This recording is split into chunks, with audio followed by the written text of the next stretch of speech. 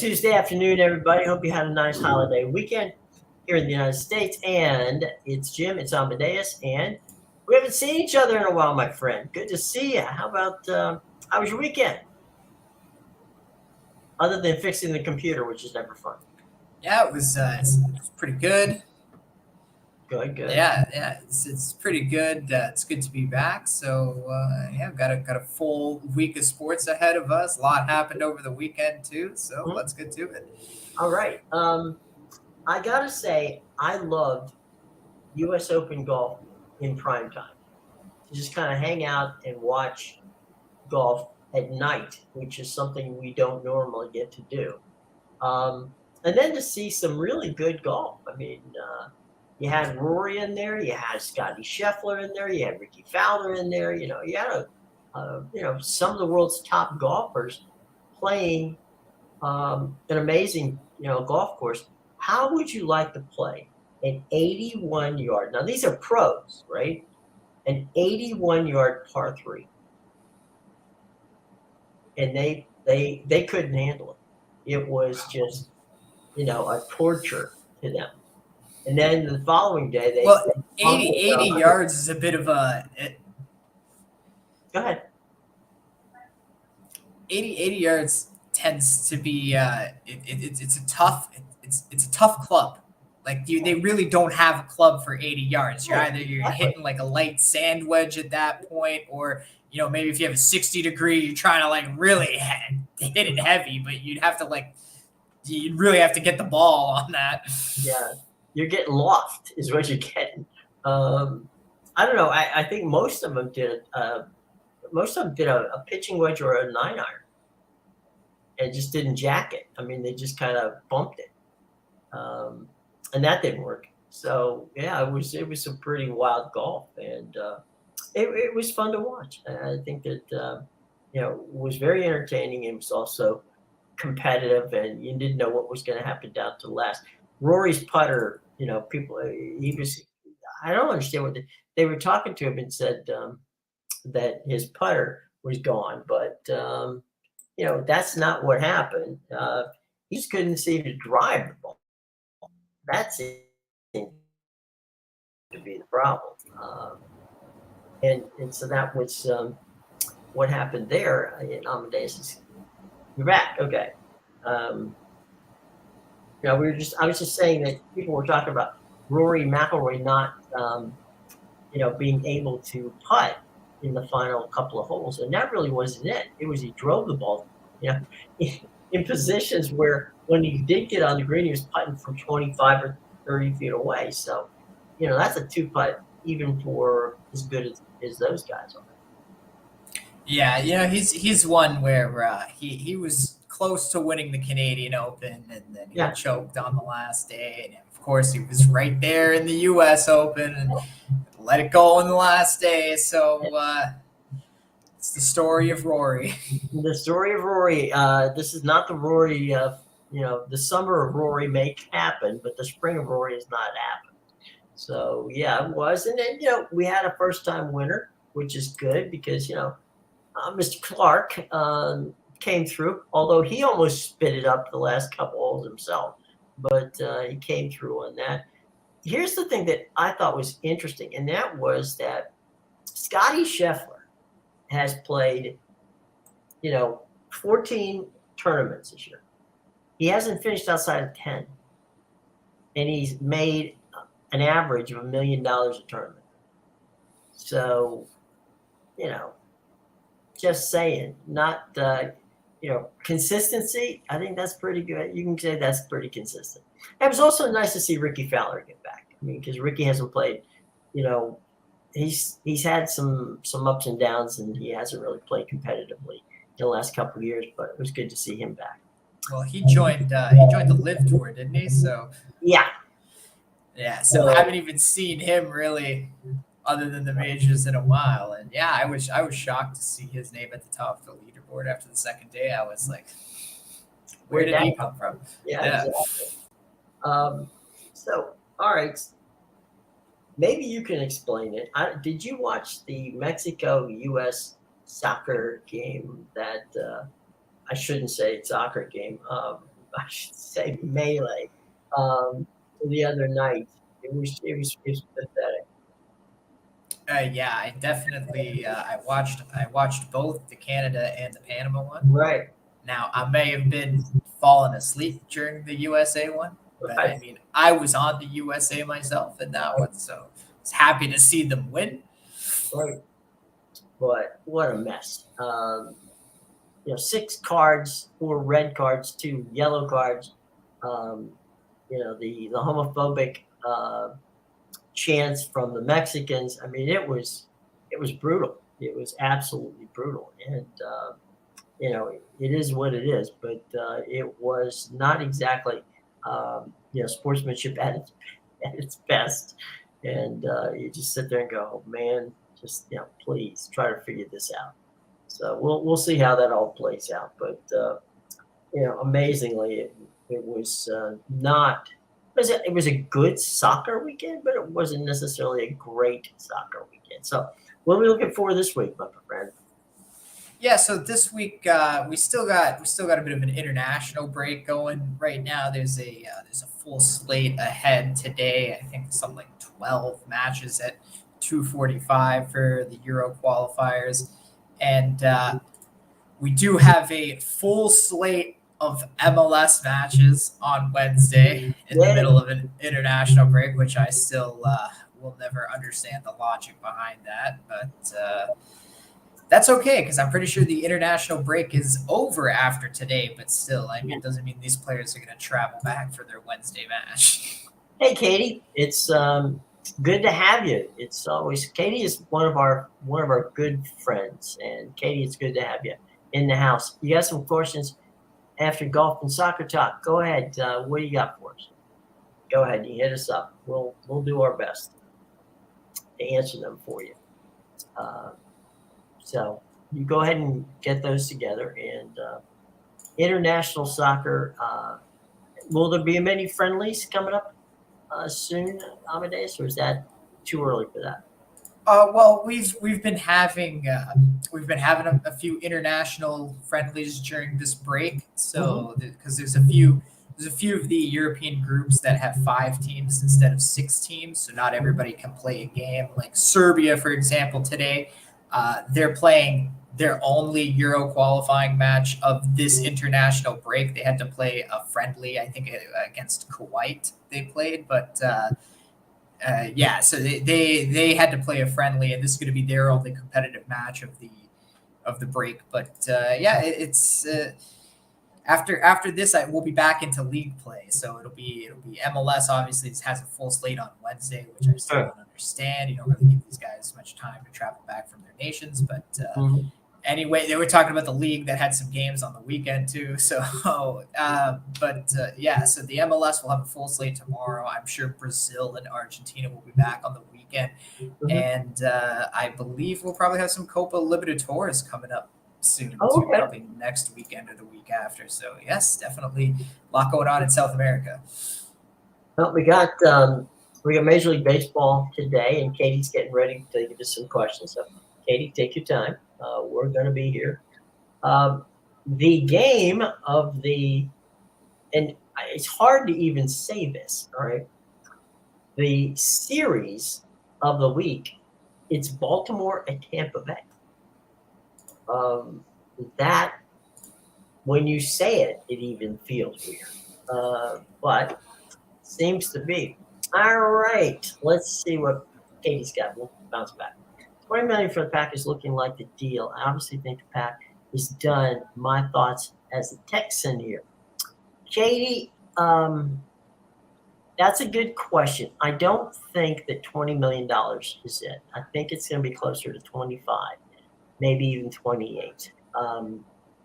But that all being said, um, that here's the deal. Okay, there's when it comes to the Pac-12, right, Katie? The only people who can blow that up is the presidents of the universities. Okay, so what we got here is, let's say for the sake of argument, okay, let's I said 28. Let's say 25. All right, that's $6 million difference from the 31, which is what Pac-12 gets. I'm sorry, the Big 12 gets. What I would suggest is at that point, we'll see. It depends. It really, to me, depends on how much of the deal is streaming and how much is linear. If it's 50-50, I think they stay together. If it's, you know, anything south of 50, then you're probably going to see some peeling off. I don't know who the peeling off will be. Maybe it's Colorado, maybe it's Arizona, maybe it's Arizona State, Colorado. I don't know if it's 2 or 4. We'll see. I don't think there's any chance that that Washington and Oregon leave. I just don't see that, you know, coming. Let's see. San Diego State, how did they get out of this mess? They negotiate themselves out of it, basically. Um, they will owe a certain amount of money. We don't know what that amount is yet. We know it's 17 million if they try to leave before the end of the month. If it's after the end of the month, it's 34. So they negotiate themselves out of it. That's about the only way they can get out of it. And so my guess is that's it. And it may, let's say, for sake of argument again, that if this goes into September, I don't think it will, but let's just say it does. Then there's they'll negotiate it out. Mountain West will take the money because they don't want to litigate. Things like this going to court makes no sense. It's the number's probably going to be around 20, 23, 24 million to get them out of there if they don't get if the PAC doesn't invite them before the end of the month. And that's not necessarily something they might not do. They may have to do it. So we'll see. But they'll negotiate their way out of it. It's in some ways how UCF and Cincinnati got out of their deals. And as you guys know, I mean, you're in Texas. That's how OU and Oklahoma and Texas both got out of the conference. You negotiated your way out. Not you, but because you're a Texas Tech fan. But that's how Oklahoma and Texas got out. They negotiated their way out. Mountain West is not playing games. You're absolutely right. They're not, and they shouldn't. They shouldn't. Yeah. Yep. No, they should absolutely not play games.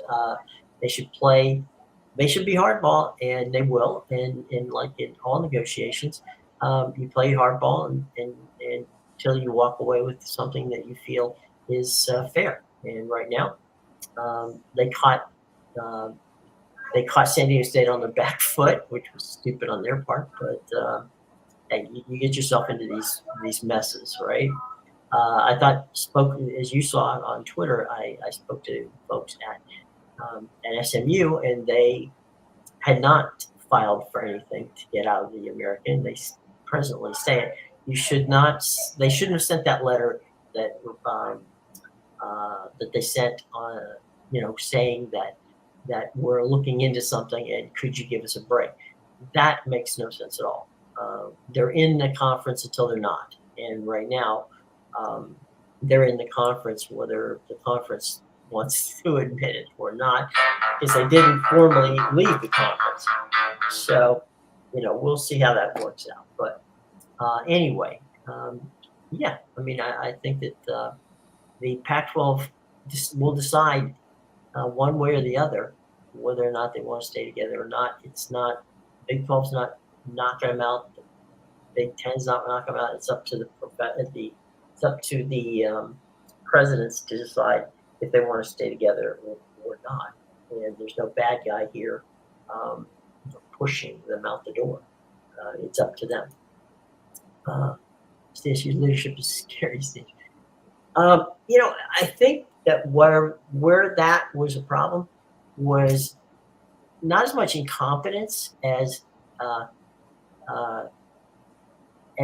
playing, trying to get a deal before they got a deal. They didn't have a deal from the Pac-12, a formal invite from the Pac-12. So the deal was that they wanted to try to get out in installments, and pay the 17 million over a period of time. That wasn't a very bright thing to do by sending a letter to the. That's like me saying to Amadeus, Amadeus, tell you what, I I'm leaving the show, but here's what I'd like to do. I'd like to make you do the show um, for free for the couple of weeks that it's going to take me to get out of this. Okay, that's not going to make Amadeus happy, and it's not going to make the conference happy. So I think that's where we are in that regard. Let's see. As a Big 12 member, I'm upset that we let University of Houston in Colorado, but seems to thumb that knows or knows it. Yeah. Yeah. It's let in Houston. I assume is CU Colorado or CU Cincinnati? I'm not sure what that one is, but um, you seem to thumb. Yeah, I would. The Houston thing was money. Okay, it was the booster money that got them there. And of course they had a decent basketball, but that put them back in there. I think if the Pac doesn't make a move for San Diego State, it would be foolish not to have the Big 12 make a move for them. That would make a lot of sense. Although they won't get any more money for it. I'm talking about the conference won't. They'll have to dole out the same amount of money that they do for Cincinnati and UCF and BYU and the others. No support though. Yeah, it looks that way, doesn't it? Cincinnati. Okay, yeah, I see now. Yeah, Cincinnati was brought in for West Virginia, and which was kind of weird because Cincinnati and West Virginia really don't have a history together. They've played each other over the years, but it's not like it's a rivalry. Um, so we'll see. I think that we'll see how this works out. I don't think it's going to take much longer. I do think that they're going to come to some um, deal here, and as I say, the deal will be whether they decide to stay or not. That's up to them. That's up to the presidents of the universities. But they will have something to look at here in the not too distant future, and we'll see, Katie. We definitely will see. What's going on. So, what we're talking about, Amadeus, is there's uh, a big thing going on here in college sports in the U.S., which you may already know, that the Pac-12 and the Big 12 are trying to decide, how things are going to be in the future, right? And right now, we don't know. UH's recruiting is 90th. I'm sorry, recruiting is in the 90s. First year Big 12 excitement gets them in the 90s. Yeah, I mean, look, Houston's always recruited well. You don't need 5-star athletes, 4-star athletes to be successful. And there's been a lot of success in Houston. There's a lot of success in Texas Tech the same way. You don't always get the 5 and 4-star players. You don't need them if you've got a system and a coach who understands how to scheme for different people.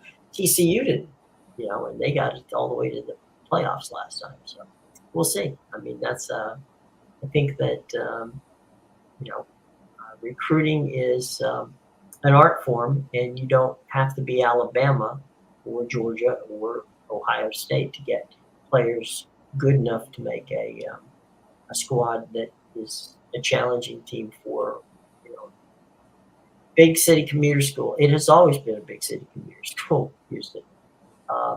They put out a lot of golfers. Freddie Couples is one of them. They did some pretty good stuff on the golf side. So it is what it is, and we're hoping that. By the way, hoping Katie that you're not stuck in that situation down there where Amadeus it's in triple digits down there in Texas, and they don't. They're having some power grid problems. So air conditioning is at a minimum at over 100 degrees. Oh So wow! Katie, we're hoping that you're staying cool.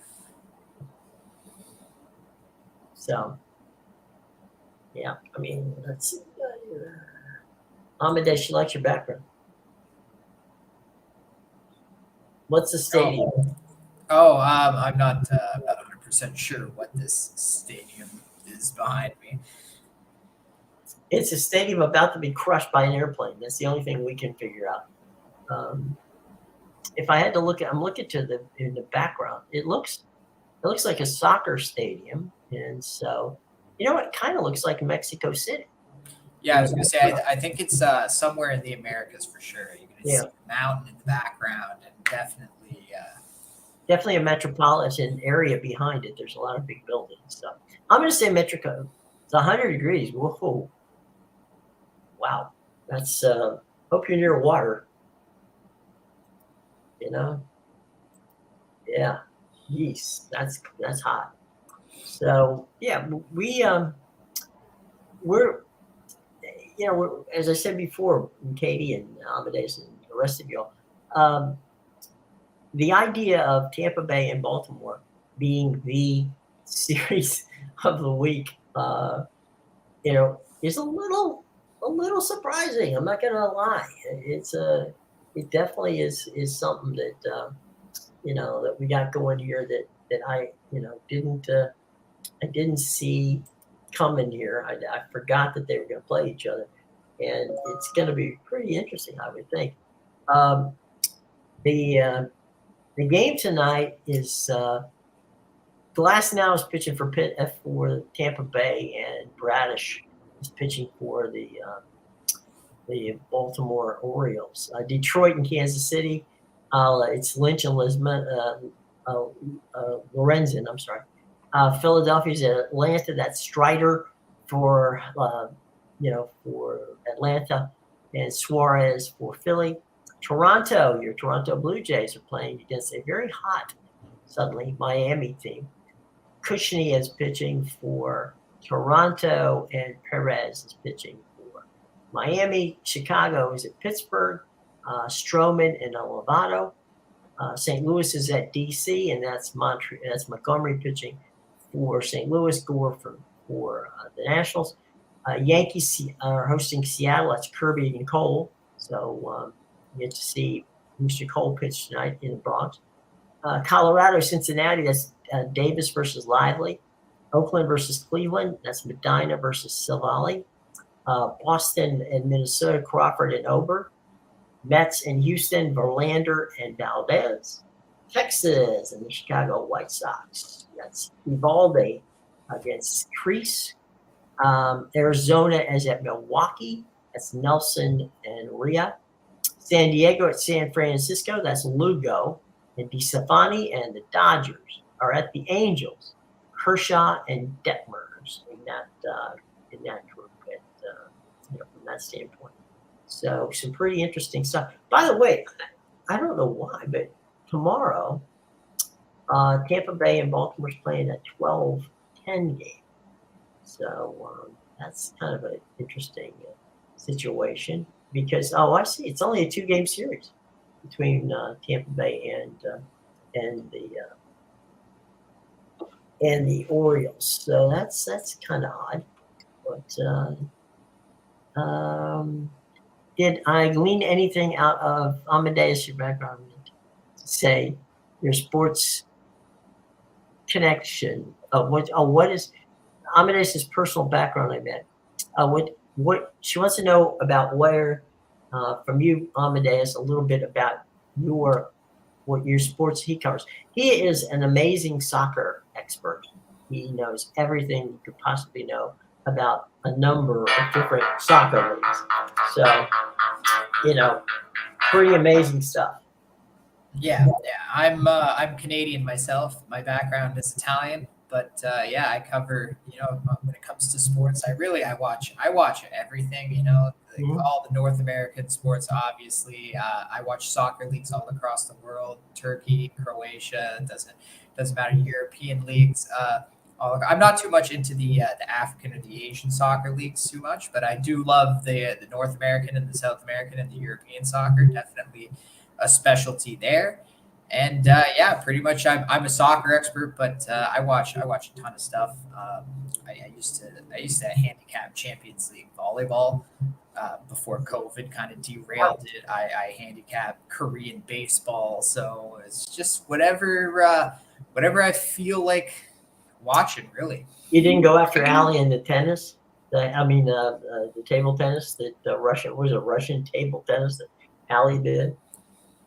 you know what? I did. I was betting on badminton for a little period of time. Actually, it's Guilty pleasure. it's easy to find value when you get a super favorite guy and they start out losing, and then you take them to come back because they're absolutely gonna destroy it. That it's a weird sport like that. You can see 20 straight points from a single person. So yeah, definitely. Obviously, I watch a lot of tennis too. I used to watch a ton of ATP and WTA, but now not as much. But I still do keep up with it. So What I gleaned yesterday from Mike Kelly, who is the USFAD, was that he's committed to getting the team to getting the school in a conference, in a Power 5 conference. I mean, they're only 4 years removed from doing 3 straight bowl games, and they had some serious just prior to COVID and then COVID issues, and that kind of drained the whole thing. And so they're going to get a new stadium, which will be on campus in 2026. Mike Kelly is, Mike Kelly is as the chief operating officer of college football playoffs, knows every coach, AD, and president and commissioner, that whole routine of all the conferences. And so I think Mike's ability to network is going to help him. But Amadeus and I, you do too, Katie. You know the same thing, my friend, and that is nothing's gets you better off than winning, right? So when South Florida begins to win, that'll be a good thing. I said yesterday to the guys at 365, texted Smokey and Craig that I thought that if South Florida can be, get on the right track, which I think they can with Coach Golish, then in the next round of expansion, that both USF and Tulane will probably be the 2 most coveted teams. They can, and again, this is a huge if, but if South Florida can start winning, it's nothing else, nothing short of that, right? It's got to be a winning process, and you got to win on the field, or you become irrelevant. They had absolutely no idea. The school is 50,000.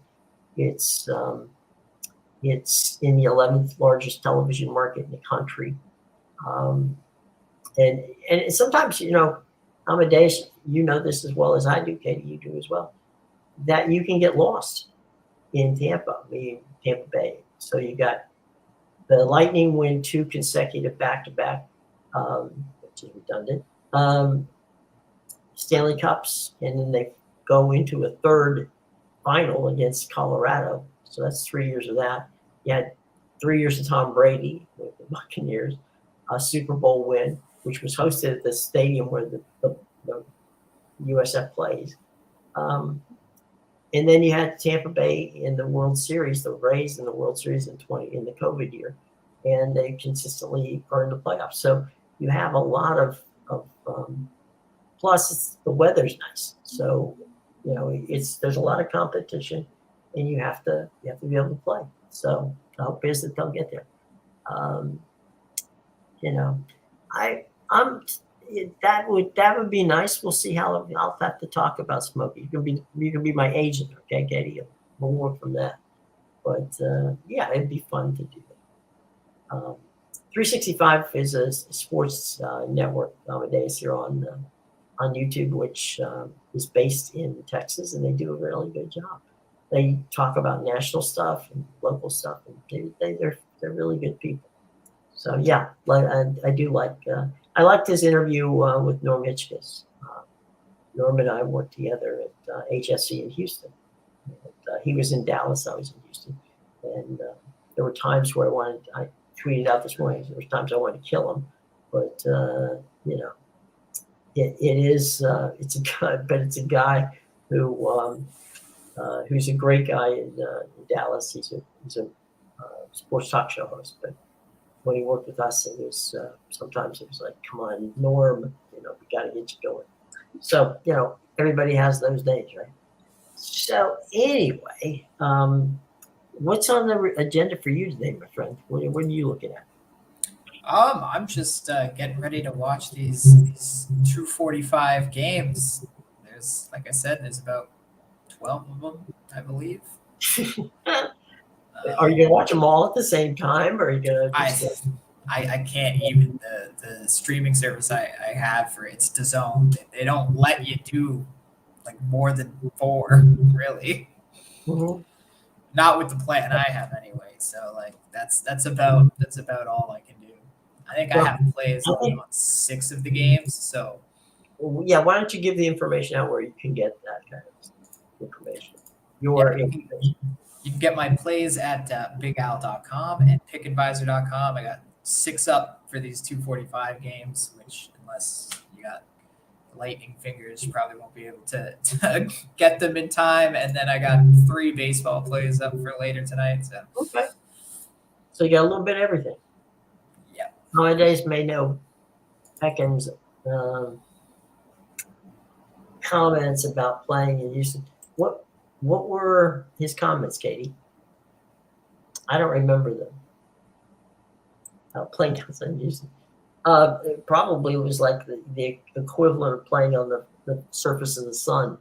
But yeah, no, it's playing in Houston and playing in Tampa and playing in anywhere in the South, but specifically right there in the Gulf area, is humid and hot and really very difficult. You have to have a couple of gallons of Gatorade just before you head out and do this, because it's not going to be fun. Yeah, definitely. Definitely. I don't know what's worse, playing in that kind of heat or playing in humidity, because I know both can be very bad. Well, I can attest to the fact that the combination of the two is not a comfortable situation. It's not fun.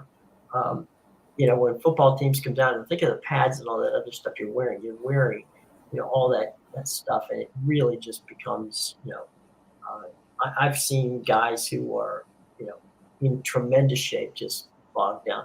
But I mean, look at the soccer guys, right? They're running 3, 4, 6, anywhere from 3 to 5, maybe sometimes 6 miles, and that's a problem. You know, when you're running out there. So let's see how Messi looks running in Miami. That's going to be. You know, it's true that it's hot in Argentina and in Brazil, but it's not anything like Miami. Miami's just brutal. It's the yeah, they have an ambulance at the soccer stadium uh, for crowd ball ads. I don't doubt that in the least. I would love to, you know, I can tell you that I've seen it happen. I've seen them cart people out of there from heat exhaustion, and that's just in the stands, let alone on the field. Well, Amadeus, let me see if we can get you out of here for to make your quarter of 3, um, you know, games. And Katie, Get we my 12 appreciate screens ready. get your 12 screens ready. Katie, we appreciate you joining us today. You know, it's fun to have you, and you're certainly welcome to come back anytime. All right. So anyway, for Amadeus, I'm Jim. We will return tomorrow at 2 o'clock, and hopefully we will have some interesting things to talk about from today's game. So for sure, be with us. And Katie, take care. Amadeus, we will see you tomorrow, brother. And everyone have a great day.